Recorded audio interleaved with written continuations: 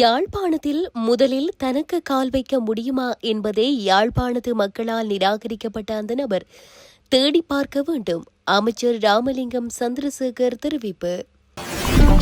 தமிழீழ விடுதலை புலிகளின் தலைவரின் புகைப்படத்தை வைத்து தேர்தல் பிரச்சாரம், போலீசார் தீவிர விசாரணை. தன் மீது குற்றமொன்றால் வழக்கு தொடருங்கள், ஜனாதிபதி அனுர பகிரங்கம். அரசாங்கத்தின் தவறுகளை மறைத்துக் கொள்ள பலி கொடுக்கப்படும் அதிகாரிகள், நாமல் விமர்சனம்.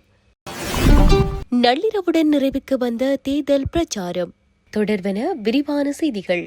கொழும்பில் கோட் சூட்டுடனும் யாழ்ப்பாணத்தில் வேட்டியுடனும் பலம் வருகின்ற ரணிலின் கோப்புகளை தூக்கி திரிந்த செல்லப்பிள்ளை அனுரவை யாழ்ப்பாணத்தில் கால் வைக்க விடமாட்டோம் என கூறுகின்றது. முதலில் தனக்கு கால் வைக்க முடியுமா என்பதை யாழ்ப்பாணத்து மக்களால் நிராகரிக்கப்பட்ட அந்த நபர் தேடி பார்க்க வேண்டும் என்று கடற்றொழில் நீரியல் மற்றும் கடல் வளங்கள் அமைச்சர் தெரிவித்தார். நேற்று யாழ்ப்பாணத்தில் இடம்பெற்ற விசேட ஊடகவியலாளர் சந்திப்பில் கலந்து கொண்டு கருத்து தெரிவிக்கும் போதே அவர் இவ்வாறு தெரிவித்தார். உங்கள் எல்லோருக்குமே தெரியும், கொழும்பில் கோட் சூட் அணிகின்ற,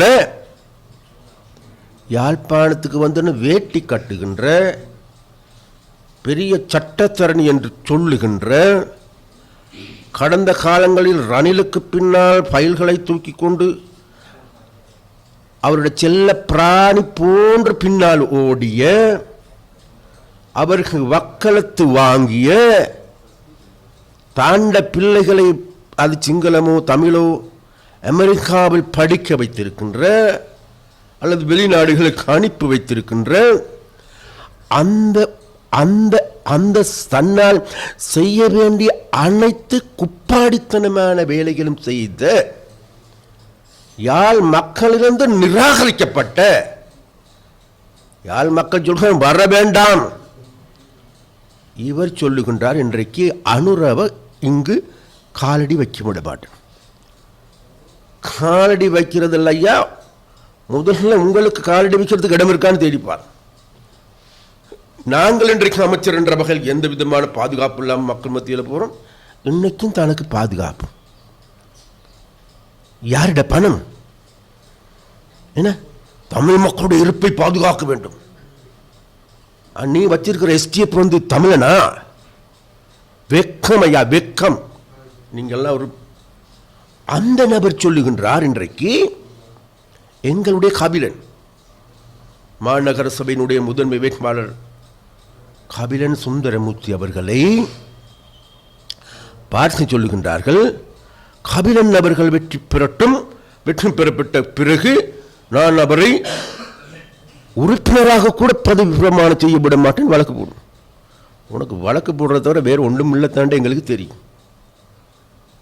ஒன்றை நாங்கள் சொல்லுகின்றோம், இது வேறு எதுவுமல்ல, அந்த தோல்வியில் விழுந்து துவண்டு நனைந்து சாக்கடையில் இருக்கின்ற அந்த நாற்றத்தை வெளிப்படுத்துவதற்கின்ற ஒரு நிகழ்வாகவே இந்த நிகழ்வை நாங்கள் பார்க்கிறோம்.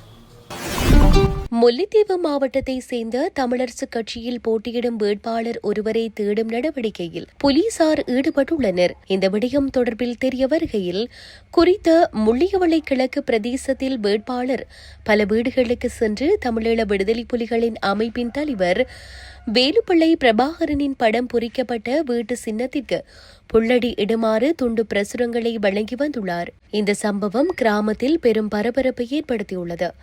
இந்த சம்பவத்தை தொடர்ந்து குறித்த பகுதியில் போலீசார் தேடுதல் நடவடிக்கையை மேற்கொண்டுள்ளனர். இவ்வாறு துண்டு பிரசுரங்கள் வாங்கிய மக்களிடம் வாக்குமூலம் பெற்று வழக்கு பதிவு ஒன்று செய்துள்ளார்கள். இதேவேளை குறித்த வட்டாரத்தில் போட்டியிடும் வேட்பாளரை தேடுதல் நடவடிக்கையில் போலீசார் ஈடுபட்டு வருகின்றனர். இதுவரை அவர் எவ்வித தொடர்புகள் அற்ற நிலையில் காணப்படுவதாக தெரிவிக்கப்படுகின்றது. இதேவேளை வேட்பாளரின் இந்த செயற்பாட்டிற்கு ஏனைய கட்சிகளும் விசனம் வெளியிட்டுள்ளமை குறிப்பிடத்தக்கது.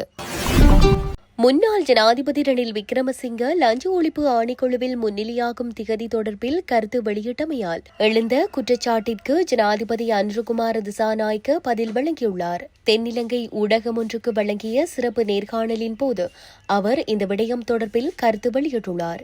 அதன்போது முன்னாள் ஜனாதிபதி ரணில் விக்ரமசிங்க லஞ்ச ஒழிப்பு ஆணைக்குழுவில் முன்னிலையாகும் திகதியை மாற்றக்கோரி அனுப்பிய கடிதம் குறித்து ஜனாதிபதி அனுரகுமார திசாநாயக்க சட்டவிரோதமாக அறிந்து கொண்டதாக எழுந்துள்ள குற்றச்சாட்டு குறித்து ஊடகவியலாளர்கள் கேள்வி எழுப்பியிருந்தனர். இதற்கு பதிலளித்த ஜனாதிபதி அனுர செய்தி மூலமாக அதனை அறிந்து கொண்டதாகவும் நாட்டின் ஜனாதிபதி என்ற முறையில் அது தொடர்பில் தாம் அறிந்திருக்க வேண்டும் என்றும் குறிப்பிட்டுள்ளார். அத்தோடு இது தொடர்பில் தான் அறிந்திருந்தது குற்றமாக இருந்தால் அதற்கு எதிராக வழக்கு தொடர ஒரு சட்டத்தரணியாக வாய்ப்புள்ளதாகவும் ஜனாதிபதி தெரிவித்துள்ளார்.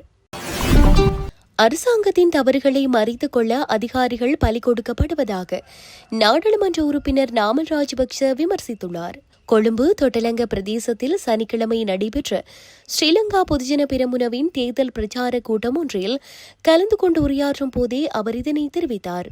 அங்கு தொடர்ந்தும் கருத்து வெளியிட்ட அவர், இந்த அரசாங்கம் எந்த ஒரு விடயத்தையும் வெற்றிகரமாக முன்னெடுக்க முடியாத அரசாங்கமாகும். ஆனால் அவர்களின் தவறுகளையும் இயலாமையும் மறைத்துக் கொள்ள அதிகாரிகள் மீது பழி போடுகின்றனர். உண்மையில் இது கவலைக்குரிய விடயம் என்றும் நாமல் ராஜபக்ஷ தொடர்ந்தும் தெரிவித்துள்ளார். உள்ளூராட்சி சபை தேர்தலுக்குரிய பிரச்சார போர் நேற்று நள்ளிரவு நிறைவுக்கு வந்தது.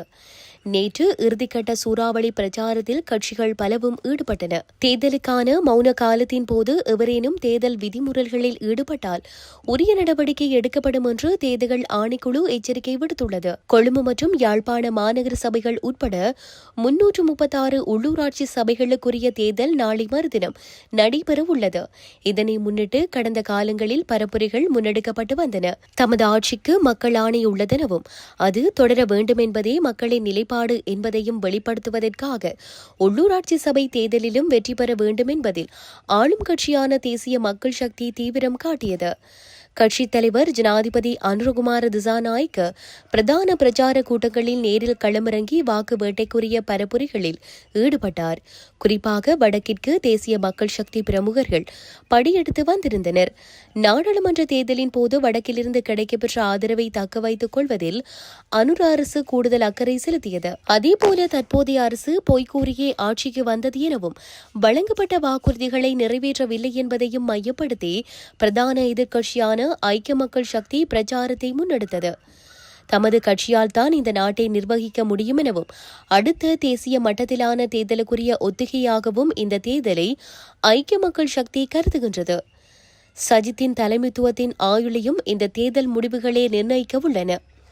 அத்துடன் போர் வெற்றி, ராணுவம் உட்பட பழைய புராணங்களை பாடி தேசியவாத உணர்வை தூண்டி வாக்கு வேட்டை நடத்துவதற்குரிய பிரச்சாரத்திலேயே மொட்டுக்கட்சி ஈடுபட்டு வந்தமை குறிப்பிடத்தக்கது. இதுபோன்ற செய்திகளை உடனுக்குடன் தெரிந்து கொள்ள மீரா தமிழ் சேனலை சப்ஸ்கிரைப் செய்து இணைந்தீர்கள்.